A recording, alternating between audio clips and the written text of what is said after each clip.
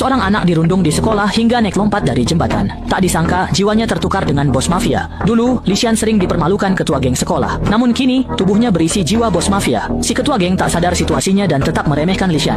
Saat anak buah sang bos ingin bertindak, ia dicegah. Demi harga diri, si ketua geng ingin memaksanya berlutut dan memohon ampun sendiri. Usai memaki, si ketua geng maju menyerang. Semua terkejut. Apa ini benar Lishan si korban perundungan dulu? Mereka ingin mengeroyoknya, tapi dicegah sang bos yang merasa tadi hanya lengah. Setelah itu, si ketua geng kembali memukulnya.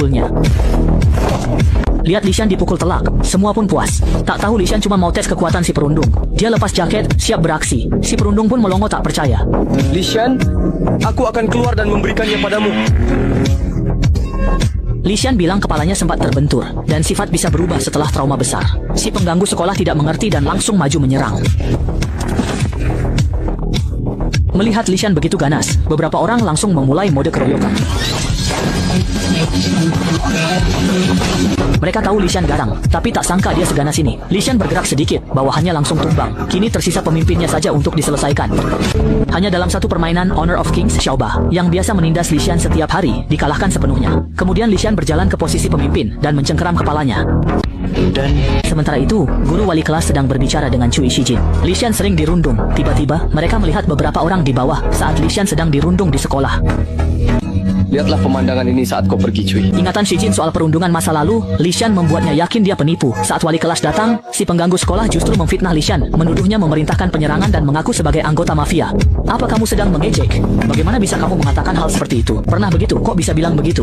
Lishan memberitahu wali kelas bahwa merekalah yang memojokkannya. Dia hanya membela diri. Si perundung hampir menangis, tapi reputasi mereka buruk, dan wali kelas tahu Lishan sering dirundung. Sejak itu, tiap Lishan melihat perundungan, dia langsung menghentikannya. Jika melawan, mereka dipukuli Lishan hingga terpaksa patuh. Mereka tak berani membantah. Tiba-tiba, si perundung mengangkat bajunya.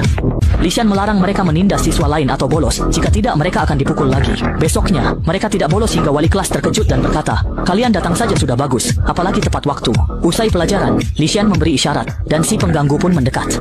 Semua teman sekelas pun terkejut dan tercengang. Mereka semua tampak sangat terkejut dan mulai curiga bahwa sosok ini bukanlah Lishan yang sebenarnya. Mustahil seseorang bisa berubah begitu cepat dalam waktu singkat. Sementara itu, Cui Shijin diam-diam mengambil sampel rambut Lishan untuk tes DNA agar identitas aslinya segera terungkap ke publik. Namun, Lishan terkendala masalah ujian simulasi. Karena dulu sibuk di geng dan sering berkelahi, ia hanya bisa pasrah mendapatkan nilai 0 di kertas ujiannya. Saat 3 siswi mengajaknya pergi bermain, ia menolak demi belajar bersama Cui Shijin.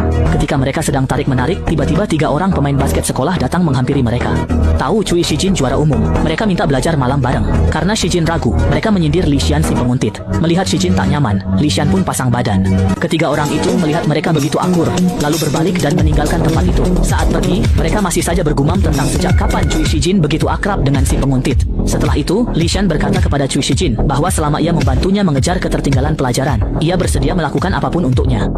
Mengikuti Lishan, dia berbalik dan meninggalkan ruang kelas. Dia pergi ke kamar mandi dan menemukan 3 pemain bola basket. Mereka masih mengejek Lishan, menyebutnya penguntit. Lishan tidak memilih untuk menyelesaikan masalah dengan kekerasan. Sebaliknya, dia langsung merebut bola basket dari tangan mereka.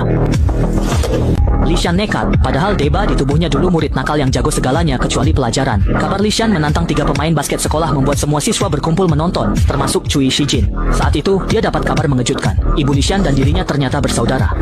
Cui Shijin tak percaya Lishan di depannya nyata. Saat itu, Lishan berani melawan 3 orang. Dribblenya ala Iverson dan tembakannya sekelas Curry. Poin didapat mudah. Kini lawan pegang bola, tapi Lishan merebutnya, berputar, dan menembak. Saat bola masuk, mental lawan hancur. Lishan pun langsung memperingatkan mereka. Menegaskan bukan penguntit dan tak mau lagi diintimidasi. Demi memulihkan martabat Lishan yang sempat hilang, Deba membantu pemulihannya, dan kini masalahnya tinggal prestasi akademik. Saat itu, Cui Shijin datang membimbing Lishan dengan satu syarat. Itu, mereka berdua pergi ke ruang belajar mandiri. Si bos besar juga mulai belajar, tapi ternyata isi buku lebih manjur daripada lagu pengantar tidur. Keesokan harinya, banyak teman sekelas mendatangi Lishan, karena mereka semua sudah mendengar tentang aksi heroiknya kemarin. Mereka pun meminta Lishan mengajari mereka bermain basket. Pada saat itu, Lishan juga mulai bersikap sok keren.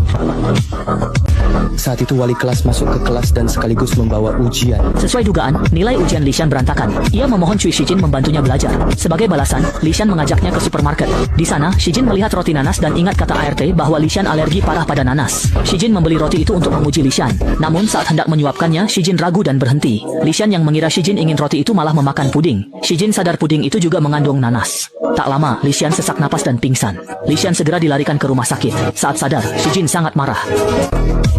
Lalu Cui Shijin mengungkapkan hubungan mereka. Pada malam kecelakaan itu terjadi, dia datang kepadanya untuk meminta bantuan, tetapi ditolak oleh Cui Shijin. Ketika dia mendengar bahwa Lishan sakit dan tidak bisa datang ke sekolah, dia khawatir selama berhari-hari dan tidak bisa tidur. Dia mengkhawatirkan kesehatan Lishan setiap hari dan bahkan diam-diam pergi ke rumahnya untuk memeriksanya. Hingga suatu hari, dia melihat Lishan lagi di toko buku. Apa? Tidak terjadi apa-apa. Lishan terharu pada Cui Shijin dan berjanji akan kembali dengan selamat. Namun fokus utamanya kini masuk universitas. Sejak itu Shijin giat membantunya belajar. Mereka selalu bersama setiap hari, belajar hingga larut malam. Suatu hari, saat Lishan pulang, ia melihat ibunya diculik dua pria berbaju hitam dan langsung melawan. Cui Shijin bergegas menolong, namun ia melihat sosok yang dikenalnya. Si pembuli sekolah kabur saat melihat Shijin. Keduanya lalu melawan pria berbaju hitam itu, tapi Shijin tak pandai berkelahi. Lishan lebih jago, namun ia harus melindungi Shijin. Untungnya, polisi datang tepat waktu sehingga para penculik kabur. Saat itu, keduanya sudah babak belur. Siapapun yang mencoba kabur, kalian semua takkan kubiarkan lolos. Dua orang bodoh itu, semuanya tetap kalah olehku. Ibu Lishan dibawa ke rumah sakit dan polisi segera menyelidiki kasusnya. Saat ditanya soal musuh, Lishan teringat Sekretaris Lee, lalu mencabut laporan demi membalas dendam sendiri. Sekretaris Lee marah, namun terkejut laporan itu dicabut. Sementara para pembuli sekolah kini terdesak, dan penculik memilih melarikan diri. Karena takut pada Lishan, si pembuli bolos berhari-hari, hingga akhirnya mereka bertemu. Lishan tak menyalahkannya, sebab ia hanya ikut-ikutan dan justru melapor polisi. Saat tahu pelakunya mantan anak buah Deba, Lishan segera menemui mereka.